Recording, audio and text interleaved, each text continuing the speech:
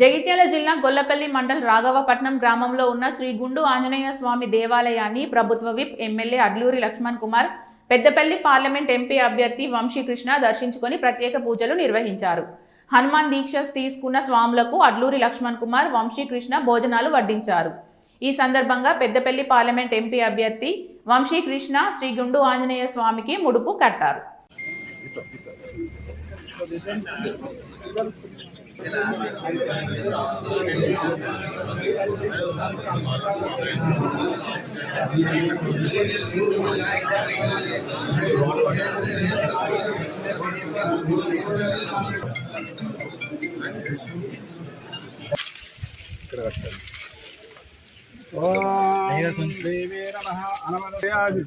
पूजानंतमंगरिष्ये लक्ष्मीनारायण वीत्यप्ते नमः। ओं केशवाय नमः।